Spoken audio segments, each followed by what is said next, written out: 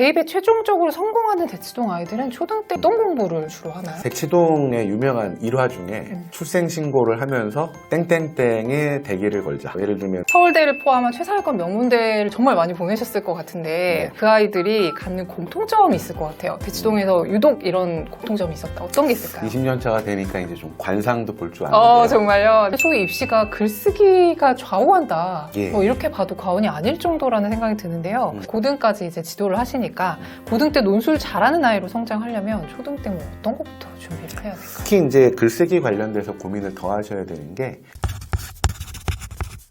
안녕하세요. 교집합 스튜디오 주단쌤입니다. 오늘 스튜디오에는요, 대치동 20년차 논술교육 전문가이신 여성호 원장님을 모시고 좋은 말씀 들어보도록 하겠습니다. 안녕하세요. 예, 안녕하세요. 대치동 논술학원 원장 여성호입니다. 네, 반갑습니다. 선생님이 논술교육 전문가시잖아요. 네. 서울대를 포함한 최상위권 명문대를 정말 많이 보내셨을 것 같은데 그 아이들이 갖는 공통점이 있을 것 같아요. 대치동에서 유독 이런 공통점이 있었다. 어떤 게 있을까요? 20년 차가 되니까 이제 좀 관상도 볼 줄 아는데요. 정말요? 네. 호기심이 많고요.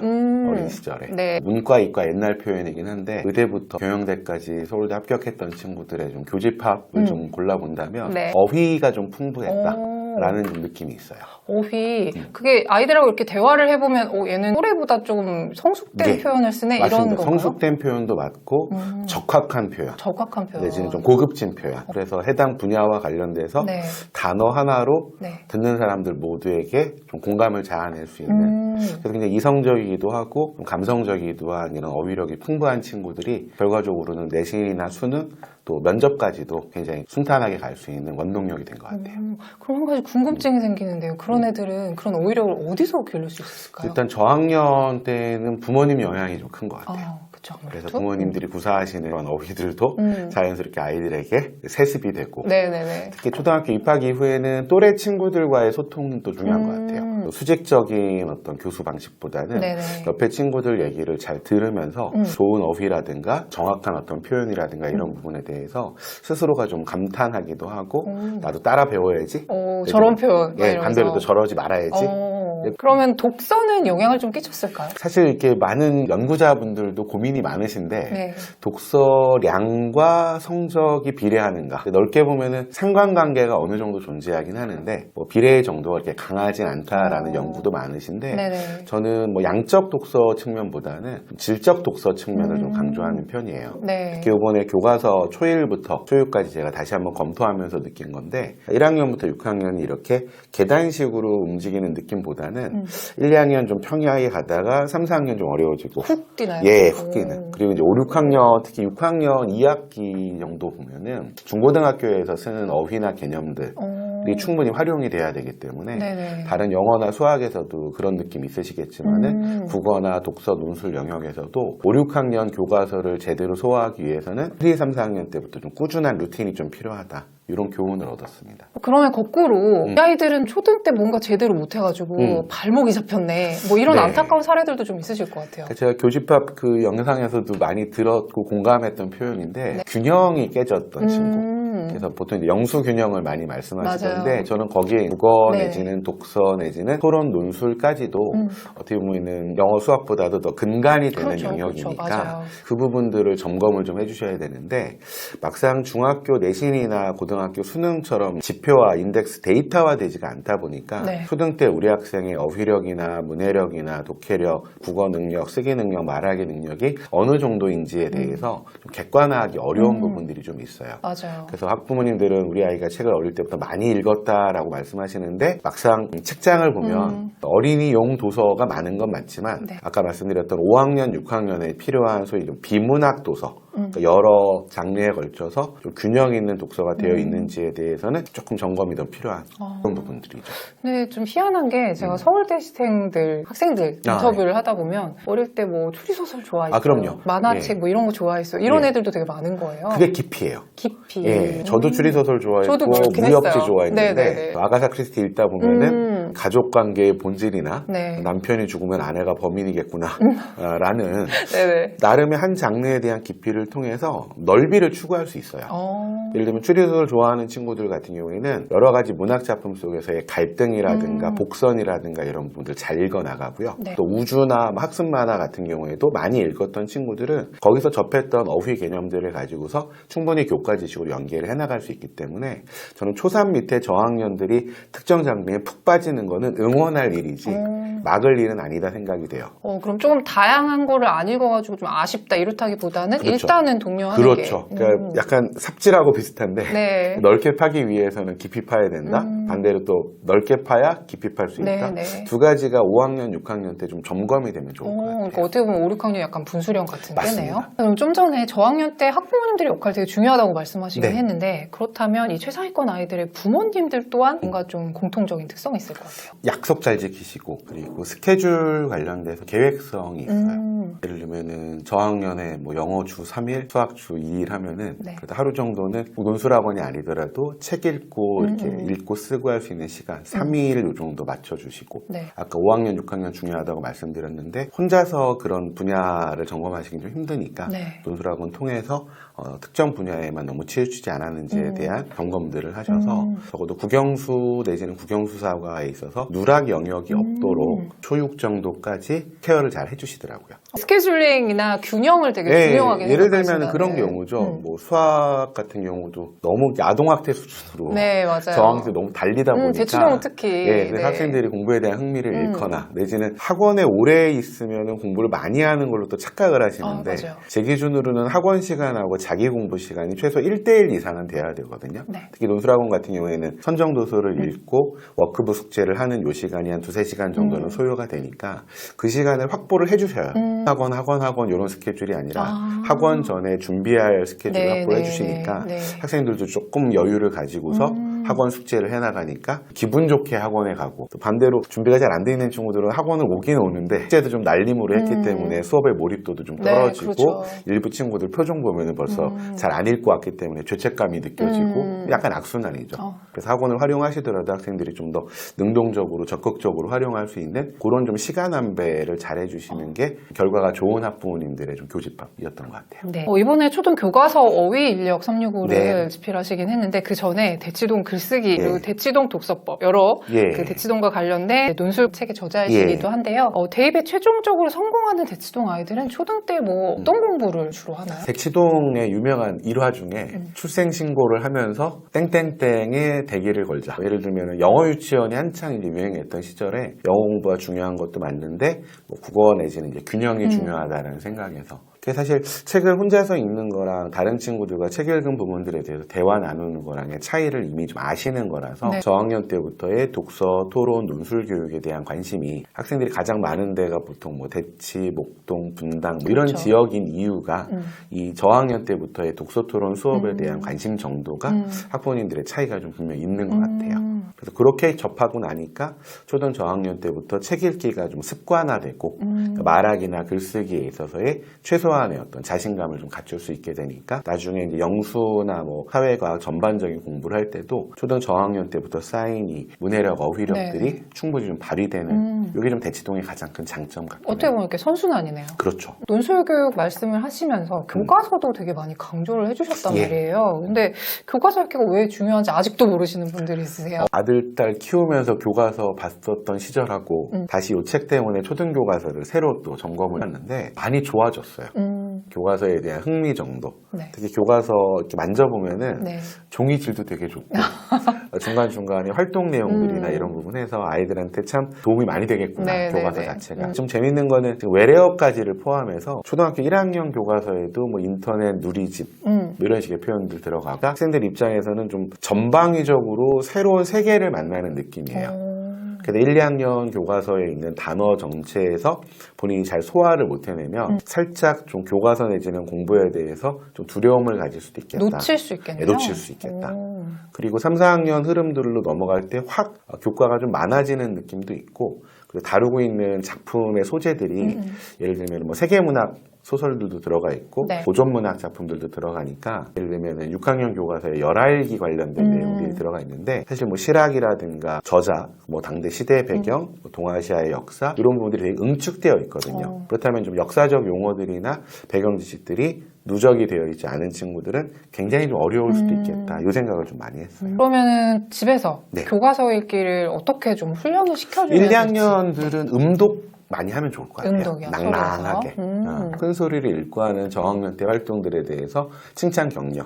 학교 입학 전에는 많이 어머님, 아버님들이 읽어주셨을 거고. 네. 그래서 귀가 좀 트여야 말도 트인다 이 그렇죠. 생각이 좀 있고. 3, 4학년부터는 교과서에 나와 있는 개념들을 좀 확장하는 독서를 해주시면 좋아요. 그러니까 전문이 실려있지 않고 부분만 있을 경우에 궁금하거든요. 네, 그렇죠. 그래서 그걸 좀 이렇게 확장시켜 주시고. 5, 6학년 같은 경우에는 교과 연계성이 좀 강해요. 방금 열알기도 그렇지만은 국어 교과인데 역사 교과. 그러니까 지지난주 수능에서도 제일 어려웠던 국어 지문이 개항기의 서구문물 받아들이는 지문이라서 국어 문제처럼 보이지만 사실은 역사 배경 지식이 그렇죠. 좀 필요한 이런 과정이니까 그래서 저는 거꾸로 5, 6학년 때의 교과 내용들을 확장시키기 위해서 1, 2학년 때부터 교과서 자체를 충분히 소화할 수 있고 교과서 연계된 개념이나 인물이나 상황에 대해서 추가 꼬리에 꼬리를 무는 그런 독서를 할 수 있게 안내자 역할을 좀 해주시면 좋겠다는 생각을 했어요. 국어 교과서를 공부할 때 그냥 읽는 것만으로 충분한지 아니면은 문제집도 많이 나오잖아요.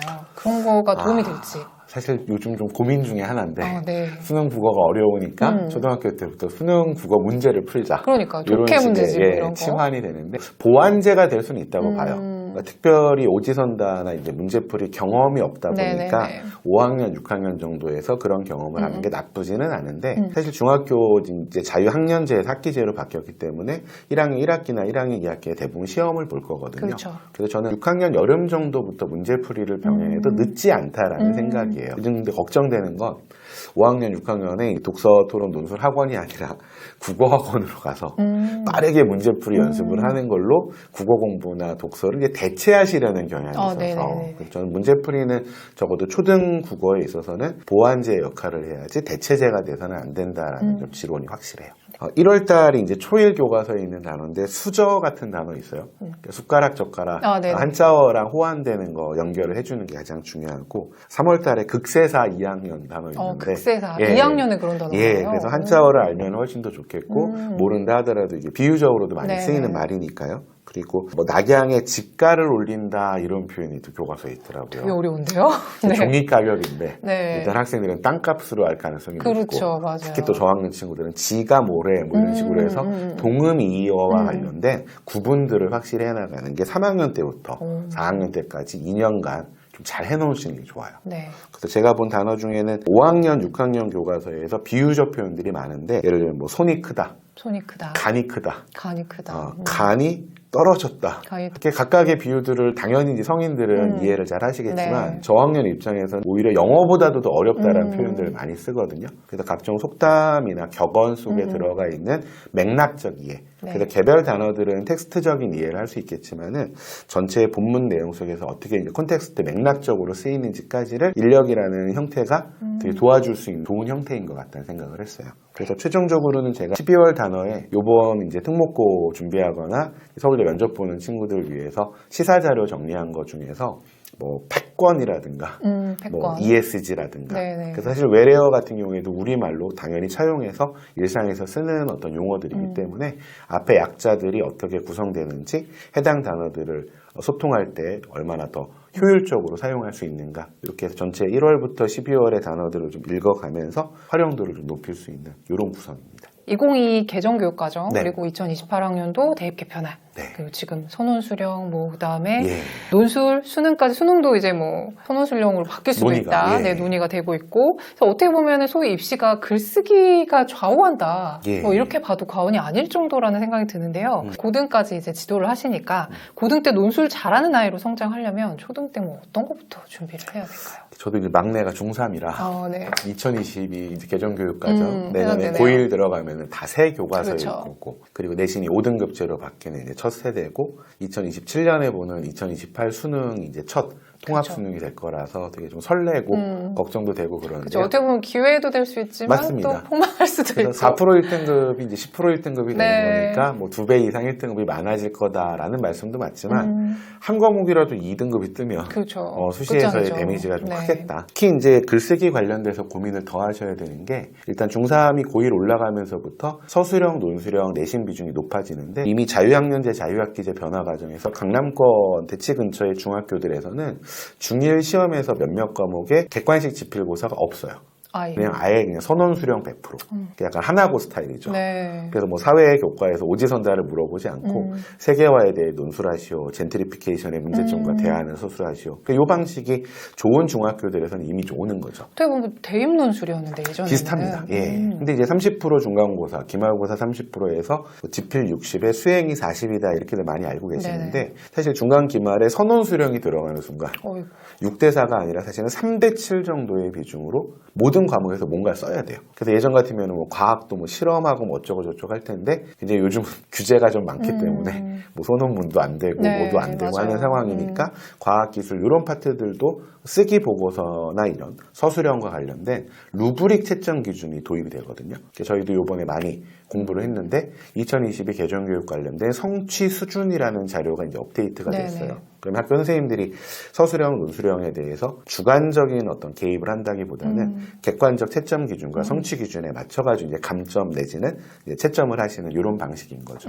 그래서 저희는 글쓰기가 어떤 뭐 한혜종이나 뭐 어떤 문해창작가, 한강 작가 뭐 이런 글쓰기의 어떤 흐름도 있지만 적어도 학교에서 요구하는 전 과목에 걸쳐서 서술형, 논술형에서 감점받지 않을 수 있는 그 글쓰기가 더 좀 중요한 어떤 시민으로서의 덕목이다라고 좀 생각을 하고요. 그럼 초등 때 집에서 어떻게 지도를 하는지? 일단 원고지 쓰기를 좀 습관화해 주세요. 요즘 친구들 보면 원고지를 처음 보는 학생들도 되게 많아요. 띄어쓰기가 확실히 맞습니다. 교정이 되겠네요. 저학년 친구들은 원고지 쓰기를 해야 띄어쓰기나 이런 부분들, 문단 나누기, 글자 수 안배, 뭐 서론, 본론, 결론 글쓰기에 대한 규칙을 어느 정도 알게 되고요. 그냥 일반 글쓰기에 비해서 원고지 쓰기가 주는 어떤 긴장감이나 내지는 적격성 같은 효과가 좀 있습니다. 그리고 고학년 같은 경우에는 제한 시간 맞춰 쓰기 연습도 좀 필요합니다. 그러니까 대입 논술 기준으로는 보통 1시간에 한 600자 이상을 요구하는 상황이니까 요즘은 숙제로 많이 안 주시고 학교에서 자체로 서술형, 논술형 내지는 수행평가를 많이 하니까 너무 좀 시간이 오래 걸리는 이런 어떤 스타일의 친구들 같은 경우에는 빨리 쓸 수 있는 첫 문장 기준, 그 다음에 가장 많이들 고민하는 마무리를 어떻게 할까 이런 부분에 대해서 좋은 글과 그렇지 않은 글에 대한 조언들을 좀 해주시면 좋겠어요. 근데도 역시 집에서 지도하려고 하면 쓰기 싫어하는 애들이 정말 많죠. 많잖아요. 예. 이거를 또 어떻게 이제 학부모님들이 하셔야 될지. 제가 강연할 때는 보통 이제 의무방어, 의무방어, 의무독서, 의무논술, 의무글쓰기라는 표현을 많이 씁니다. 뭐 권리일 수도 있겠지만 그래도 일주일에 한 번 정도는 목욕 가듯이 책을 한 권 좀 읽자. 그다음에 누군가에게 보여주기 위한 글쓰기도 일종의 사회적 동물로서의 하나의 좀 에티켓이다. 그렇다면 사적 글쓰기가 아니라 어떤 공적 글쓰기로서 특정 제시문을 요약하고 비교하고 분석하고 비판하고 대안을 추론해 나가는 좀 논리적 글쓰기의 훈련들이 초등 고학년 때부터 중등과정까지 좀 진행이 되면 좋은 고등학교일수록 활용도가 좀 높을 거고요. 특히 기숙사 학교 가는 친구들은 그런 글쓰기 능력을 장착하고 갔다라는 게 모든 영역에서 굉장히 적극성을 드러낼 수 있는 토대가 될 거라고 봅니다. 그러면은 공적 글쓰기라고 말씀하셨으니까 쓰면 좋고 안 쓰면 말고 이런 식이 아니라 뭔가 정말 해야 되는 일로 집에서 해야 된다는 얘기예요. 서울대 수시 의대 면접 문제가 이제 미니 멀티플 인터뷰라고 해서 MMI라고 하는데 제시문 방이 4개가 있어요. 그래서 각각의 제시문별로 2분 동안 제시문을 보고서 8분간 이제 면접관과 대화를 하는 방식인데 최근 제시문들을 보면은 의학의 의자도 없어요. 그러니까 예술 지문을 주고서 제목을 지어봐라. 정조가 화성 행차를 하는데 본인이 기록화를 그린다면은 어느 장면을 그리겠는가. 전 두 가지를 좀 보는데 뭐 인성이나 사회성 같은 성적 이면에 이제 개인의 자질이나 덕목을 보려는 의도가 하나 읽히고 또 하나는 소통 능력을 좀 보려는 것 같아요. 의사한테 중요한 그럼요. 덕목이죠. 그래서 슬기로운 의사생활이 너무 판타지라고는 하지만 정확히 환자들과 교감할 줄 알고 또 시민으로서 정확하게 건강한 어떤 사회를 위해서 좋은 의사가 될 수 있는가 이런 부분들이 다 내신 좋은 친구들일 거고 수능 잘 본 친구들일 텐데 최종적으로 서울대가 요구하는 어떤 면접의 핵심 아닐까 그런 고민입니다.